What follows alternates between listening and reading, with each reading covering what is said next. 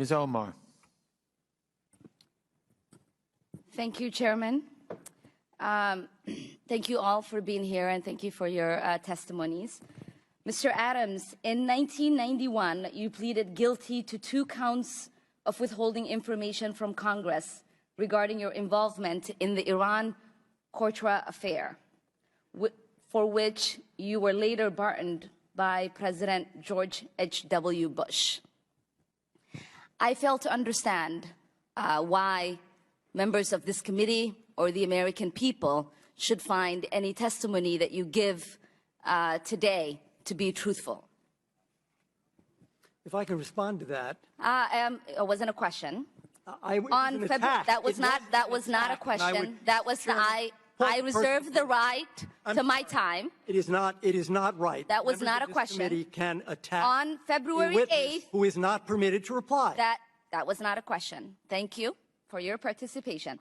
On February 8th, 1982, you testified before the Senate Foreign Relations Committee about U.S. policy in El Salvador.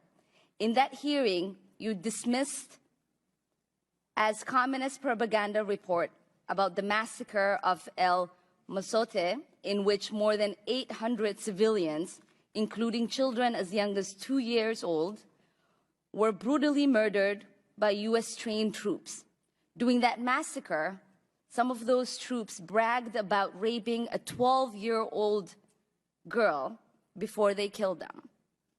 Girls before they killed them. You later said that the U.S. Thank you, Mr. Chair. In congressional hearings, the minority party gets to select its own witnesses. And of all the people that Republicans could have selected, they picked Candace Owens. I don't know Ms. Owens. I'm not going to characterize her. I'm going to let her own words do the talking. So I'm going to play for you the first 30 seconds of a statement she made about Adolf Hitler. I agree. I actually don't have any problems at all with the word nationalism. I think that it gets, the definition gets poisoned by elitists that actually want globalism. Globalism is what I don't want. So when you think about, whenever we say nationalism, the first thing people think about, at least in America, is Hitler. You know, he was a National Socialist, but if Hitler just wanted to make Germany great and have things run well, okay, fine. The problem is that he had dreams outside of Germany. He wanted to globalize. He wanted everybody to be German, everybody to be speaking German. All right, so my first question is to Ms. Hirschenoff. Ms. Owens said, quote, if Hitler just wanted to make Germany great and have things run well, okay, fine. The problem is that he had dreams outside of Germany. So when people try to legitimize Adolf Hitler, does that feed into white nationalist ideology? It does, Mr. Liu. I know that Ms. Owens distanced herself from those comments later, but we expressed great concern over the original comments. Great, thank you. Thank you. Ms. Owens, I'm sorry, we just started recording. Would you like time to respond to that? Yes, I think it's pretty apparent that Mr. Liu believes that black people are stupid and will not pursue the full clip in its entirety. He purposely presented an extracted clip. The witness will suspend for a moment. It is not proper to refer disparagingly or to a member of the committee. The witness will not do that again. Witness may continue. Sure, even though I was called despicable. Witness may not refer to a member of the committee as stupid. I didn't refer to him as stupid. That's not what I said. That's not what I said at all. You didn't listen to what I said. May I continue? Please. As I said, he is assuming that black people will not go pursue the full 2-hour clip. And he purposefully he cut off, and you didn't hear the question that was asked of me. He's trying to present as if I was launching a defense of Hitler in Germany, when in fact, the question that was asked of me was pertaining to whether or not I believed that whether or not I believed in nationalism, and that nationalism was bad. And what I responded to was that I do not believe that we should be characterizing Hitler as a nationalist. He was a homicidal, psychopathic maniac that killed his own people. A nationalist would not kill their own people. That is exactly what I was referring to you in the clip, and he purposely wanted to give you a cut-up similar to what they do to Donald Trump to create a different narrative. That was unbelievably dishonest, and he did not allow me to respond to it, which is worrisome and should tell you a lot about where people are today in terms of trying to drum up narratives. By the way, I would like to also add that I work for Prager University, which is run by an Orthodox Jew. Not a single Democrat showed up to the embassy opening in Jerusalem. I sat on a plane for 18 hours to make sure that I was there. I'm deeply offended by the insinuation of revealing that clip without the question that was asked of me. Thanks, Mrs. Owens, and I yield the remainder of my time. Gentleman yields back. I just have to say that I object strenuously to your use of the word hilarious. To me, this feels a lot like your reaction to being named in one of these manifestos. Now, you're, of course, not responsible for the words of somebody writing that document. But I do think that laughing at it is a real problem, because these are real families that are impacted by this violence. And I think our efforts towards talking about this have to start from a place of mutual respect, which is what I've heard from this side of the table. Now, the reason we don't have those numbers, I want those numbers as much as you do, but to say the numbers don't show something is simply not supported by the data. Okay, and I have 38 seconds left, Ms. Mulligan, if you want to respond within that time. The only thing I would add is that it's in the name. Terrorism, domestic terrorism, it terrorizes us. It terrorizes us in our homes. It terrorizes us in our schools. And to the points made by the other panelists, it is disproportionate to its impact on any individual life, and it's not. You reject the idea it's something that doesn't matter, or it doesn't really matter? Absolutely reject. Okay. All right, so here's where we are. Every member now has had 5 minutes and... Okay, and Mr. Clay, so we have 2 members who have not. So I'm going to go to the 2 members who have not yet, and we'll give an opportunity for a closing thought to any member who wants before we go. Am I next to respond, or is Mr. Meadows? I thought Mr. Meadows was Mr. next. Meadows, okay. Mr. Meadows is next, then Mr. Clay, then to you, Mr. Jordan.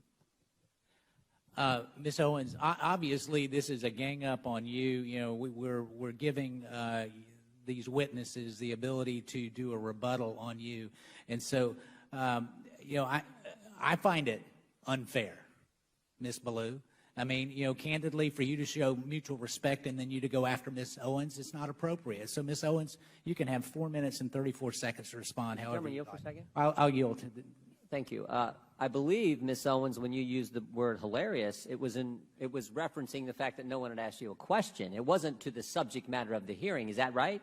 That is correct. And to have another witness insinuate something that is not accurate is just not appropriate, Mr. Chairman, for how witnesses are supposed to behave in front of this committee. I also think you didn't say it doesn't matter about the subject matter of today's hearing. You said there are other subjects that matter as well, and maybe we should spend some time on those. Is that accurate? That is correct, and they matter much, much, much, much more. And I have said that. I said that in my opening, and I will say it again. You know that white supremacy and white nationalism is ranks nowhere near the top of the issues that are facing Black America. And the reason that you are bringing them up in this room is because it is attempt to make the election all about race, as the Democrats. Not in my case, Ms. Owens. I'm sorry. Please do not characterize my motive. Mr. Chairman, it's my time. Yeah, it's my time. You've got your time, Mr. Meadows. I'll give you 3 more seconds. Every 4 years, you bring up race, and you knew exactly what I meant when I said hilarious, and you just tried to do live what the media does all the time to Republicans, to our president, and to conservatives, which you tried to manipulate what I said to fit your narrative, okay? I was not referring to the subject matter that is hilarious. I said it's hilarious that we are sitting in this room today, and I've got 2 doctors and a missus, and nobody can give us real numbers that we can respond to so we can assess how big of a threat this is. Because you know that it is not as big of a threat as you are trying to make it out to be, so that you can manipulate. And the audacity of you to bring up the Christchurch shooting manifesto and make it seem as if I laughed at people that were slaughtered by a homicidal maniac is, in my opinion, absolutely despicable. And I think that we should be above that. To try to assign reality or any meaning to a homicidal maniac writing a manifesto, which, by the way, let the record show, also stated Spyro the Dragon, the child's cartoon, as a source of inspiration. He also cited Nelson Mandela as a source of information. I don't think that Nelson Mandela has inspired mosque shootings. You can correct me if you think I'm wrong. You would rather assign meaning to a homicidal maniac than to actually address the things that I said today that are actually harming Black America. Number one, father absence. Number two, the education system and the illiteracy rate. Illegal immigration ranks high, abortion ranks high, white supremacy and white nationalism, if I had to make a list again of 100 things, would not be on it. This hearing, in my opinion, is a farce, and it is ironic that you're sitting here and you're having 3 Caucasian people testify and tell you what their expertise are. Do I know what my expertise are? Black in America. I've been Black in America my whole life, all 30 years. A doomsday cult, feverishly and inaccurately predicting that everything President Trump says or does will end America. But you all recall when they once again prophesized our doom when Iranian terrorist Soleimani was slain in a military operation. You remember that, right? This is the beginning of World War III, their headlines read. They promised us we were going to head straight into World War III. It was a remarkable day because it was the day that we watched Democrats and liberals, the ones who have been shrieking about sexism, misogyny, and the need for more feminism, turn into passionate defenders of the state of Iran, the country whose constitution quite literally states that a woman's life is worth half that of a man's, a country where women are punished by law for up to 10 years in prison if they are caught not wearing a veil, suddenly became the apple of the left's eye. Of course, the war never happened, but in the midst of their delirium, a tweet went out from resident anti-American Colin Kaepernick. And the tweet read, exactly, and I quote, "There is nothing new about American attacks against Black and brown people for the expansion of American imperialism. America has always sanctioned and besieged Black and brown bodies. American militarism is the weapon wielded by American imperialists to enforce its policing and plundering of the non-white world," end quote. Fascinating. A rant about Black and brown bodies being imperialized, a word that I must assume Colin either doesn't know the definition or the history of, used in defense of Iran. And so, of course, you know me on Twitter. I felt it necessary